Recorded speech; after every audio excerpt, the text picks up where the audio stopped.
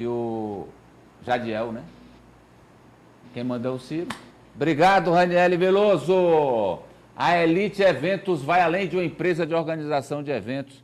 Proporcionamos experiências e momentos inesquecíveis.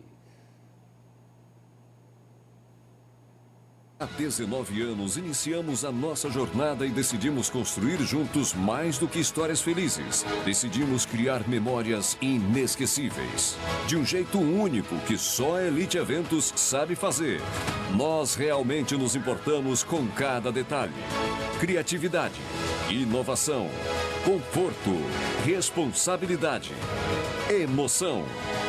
Elite Eventos, para dar certo. De volta, vamos agora com a conexão internacional. É hora da correspondente Meu Norte na Europa, Socorro Sampaio, ao vivo, Viena, Áustria, um luxo. Olá, Socorro, boa tarde. Somos todos um luxo, somos meio. Olá, Amadeu, boa tarde, Brasil. Somos meio, boa tarde. Ô, Socorro, vamos começar aí com a insanidade, com a marcha da insensatez, doutor Farol. É a guerra que não para, mesmo quando há motivos para a paz. Manchete 1 da Socorro, marcha da insensatez. Hamas oferece trocar reféns, mulheres, crianças e idosos, por 1.000 prisioneiros. Netanyahu rejeita. Socorro. Amadeu, essa é a mais recente proposta de cessar-fogo do Hamas. Então, o plano diz, seria um cessar-fogo de 6 semanas e a troca de reféns, doentes, mulheres, crianças e idosos, por prisioneiros. Seriam aí entre 700 e 1.000 prisioneiros, 100 que foram condenados à prisão perpétua.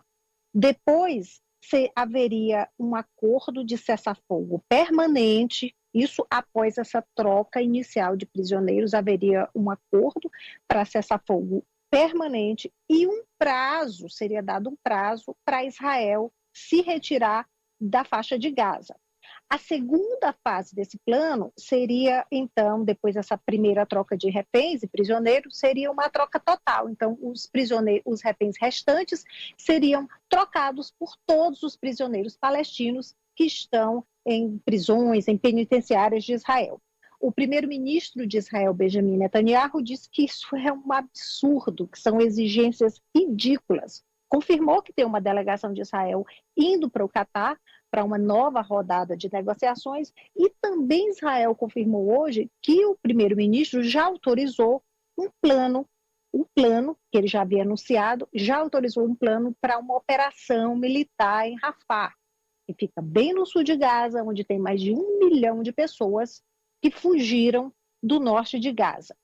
Os familiares dos reféns apelam para que o governo aceite esse plano, porque é uma esperança lá no finalzinho do túnel para abraçar o ente querido que está aí há 5 meses refém do Hamas. Bem, hoje também o navio da ONG espanhola com 200 toneladas de alimentos chegou, já está em Gaza. Agora o desafio é desembarcar todos esses alimentos, 200 toneladas, não há um porto em Gaza, eles têm uma espécie aí de um porto flutuante, uma coisa muito improvisada. O desafio aí é tentar desembarcar e distribuir toda essa comida, Amadeu.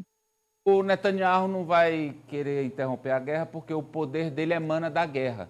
Acho que no dia que acabar a guerra ele deixa de ser poderoso, acho que perde lá a força.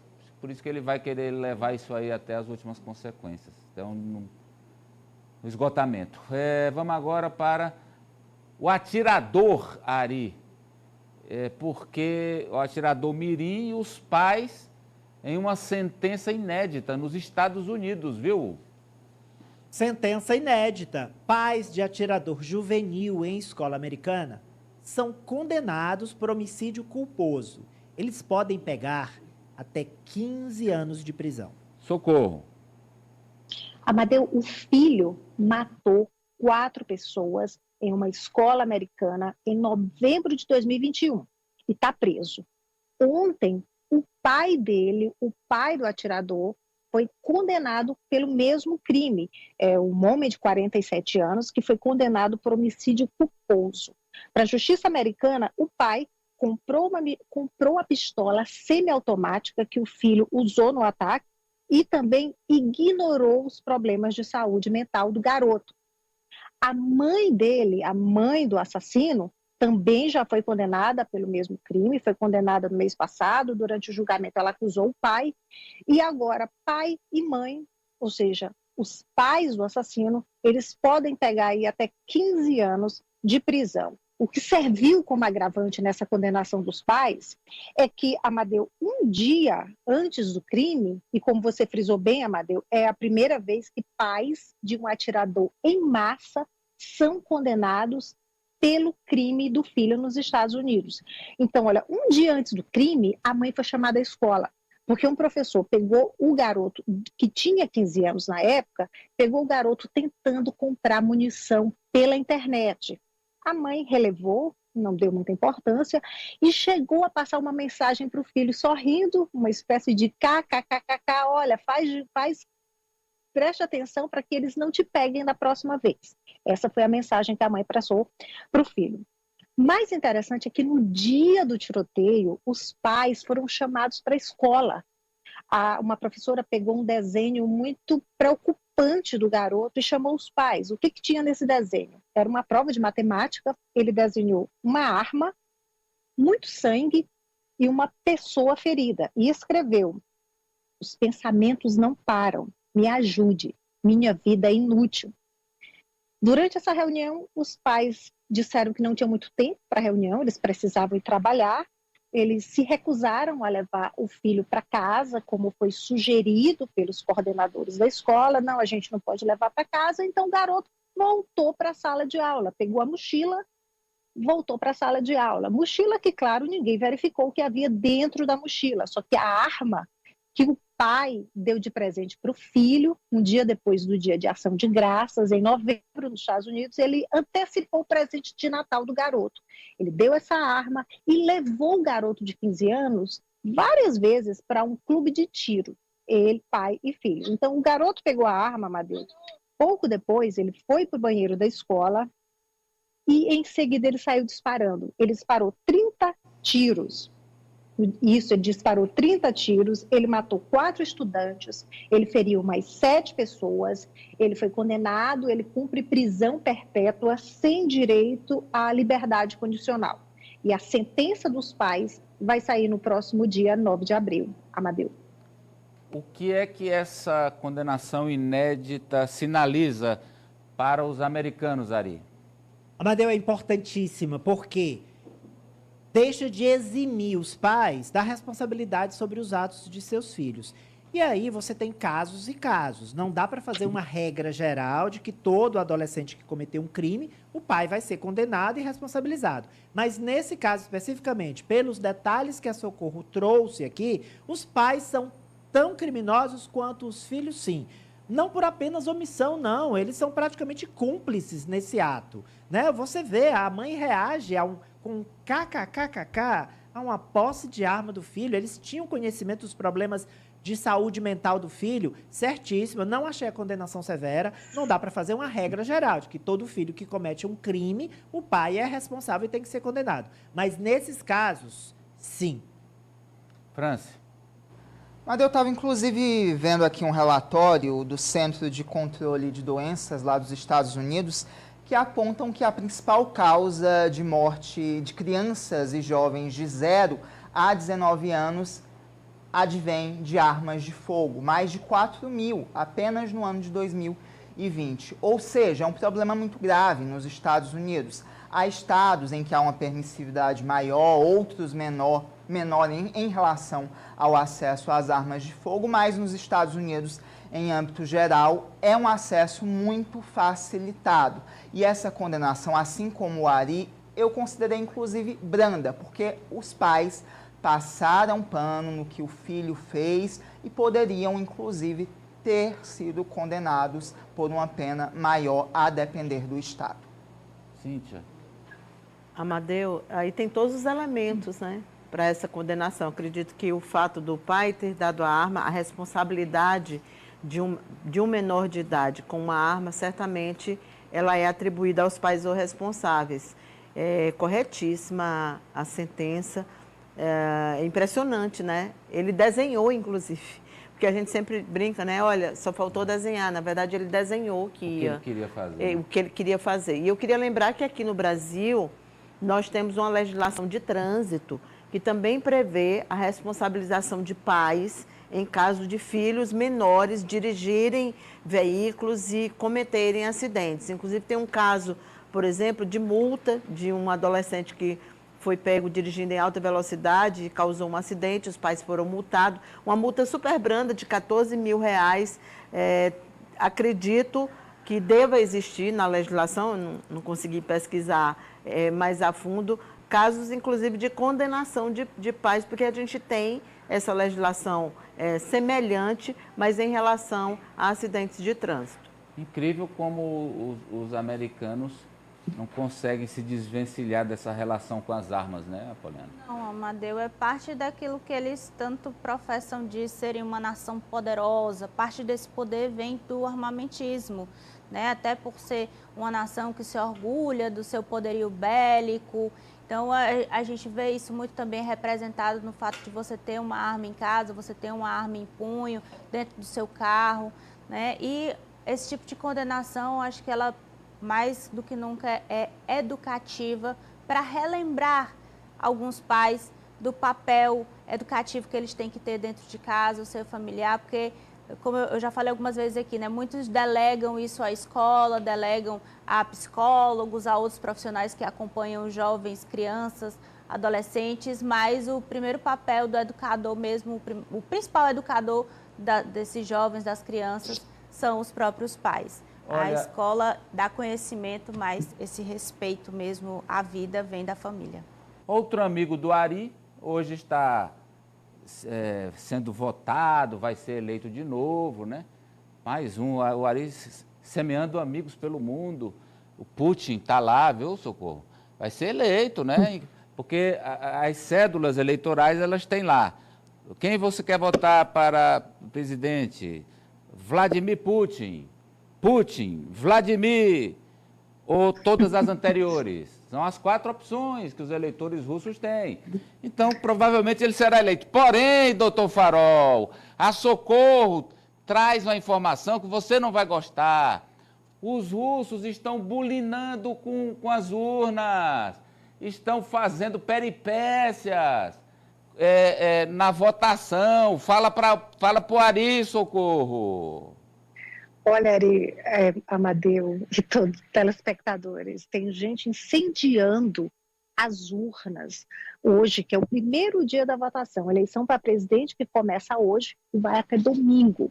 Então tem gente que está incendiando urnas, tem gente que está jogando coquetel molotov, bomba caseiras. A gente também tem imagens aí de uma mulher que jogou uma bomba em São Petersburgo, e foram 3 casos de bombas jogadas em sessões eleitorais só hoje na Rússia, além da tentativa, ou não só tentativa sucedida aí de incêndio. E tem também, Amadeu, casos que a gente também tem imagens de uma mulher que jogou uma tinta, uma espécie de tinta para impressora, olha aí, dentro da urna, para acabar inutilizar com os votos. Até o começo da tarde, Amadeu, 7 pessoas já haviam sido presas, por isso que a gente está vendo. O governo da Rússia disse que não perdoa, e a gente sabe disso. Essas pessoas podem ficar até 5 anos na cadeia. Além disso, tem também denúncias de que quando você chega para votar, a caneta é fornecida pela pessoa que está lá trabalhando na urna, na sessão eleitoral, e a gente está vendo aí essa denúncia de que estão dando uma caneta que apaga.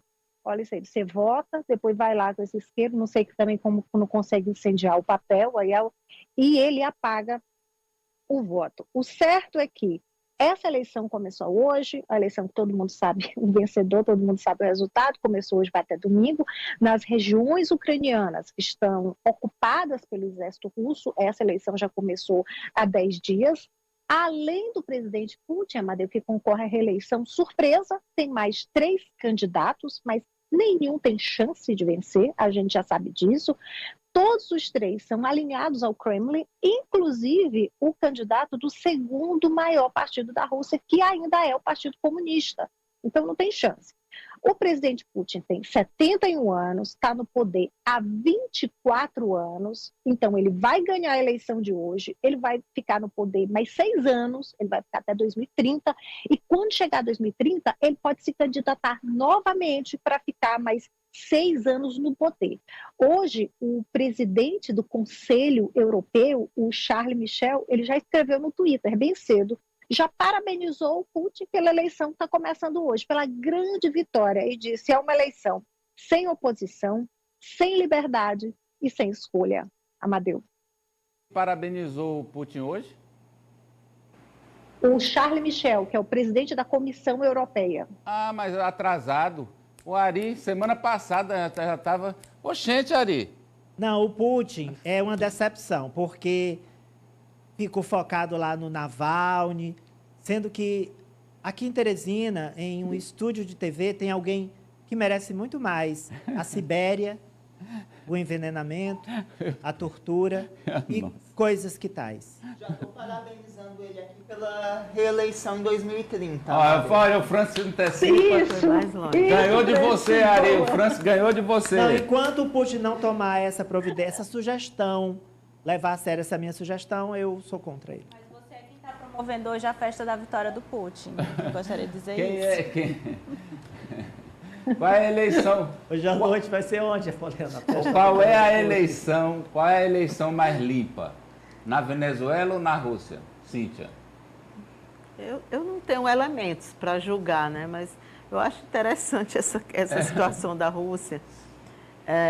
Agora, sim, falando sério, a viúva do Navalny, né, que é o opositor dele que foi encontrado, morreu ou foi morto.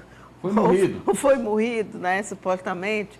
Ela pediu que as pessoas reagissem de alguma forma. Então, eu acredito que esses atos, tipo incendiar urnas, isso é um pouco o reflexo da população, já que eles não têm como, não tem envergadura para derrotar o Putin nas urnas. É uma forma de revolta, né, de demonstrar essa situação. Mas a gente começou o programa hoje mostrando os depoimentos que vão levar Bolsonaro para a cadeia. Então, a gente imagina que muita gente adoraria ser o Putin, né? Nem todo mundo consegue. Todo mundo quer ser o Putin, mas só o Putin consegue. E olha, esses eleitores aí com essa insubordinação civil tem muito mais coragem que o ex-comandante do Exército, Freire Gomes. Aí sim. Aí eu estou vendo cidadão corajoso. Eles não são do Exército. Eles Exatamente, são civis. São civis. Com muito mais coragem. Esses sim mereceram medalha. Exato. Obrigado, Socorro. Boa sexta, até segunda. Para você. Agora você aí de casa, você que está no trabalho e que está assistindo a gente, preste atenção. Você sabia que há mais de 20 anos o Bolsa Família vem mudando o Brasil, com mais de 21 milhões de famílias beneficiadas? Pois é, gente, é muita coisa, mas algumas pessoas ainda estão em dúvida sobre como garantir o benefício. Então anote aí. Para garantir os benefícios do Bolsa Família, você precisa manter os seus filhos matriculados e frequentando a escola. Manter a caderneta de vacinação sempre atualizada. Realizar o pré-natal no caso de gestantes. E o acompanhamento nutricional de crianças menores de 7 anos. Essas ações garantem o benefício para você não só mudar de vida, mas também ajudar a mudar o país inteiro. São 20 anos do Bolsa Família, mudando vidas, fazendo história. Ministério do Desenvolvimento e Assistência Social, Família e Combate à Fome. Brasil, União e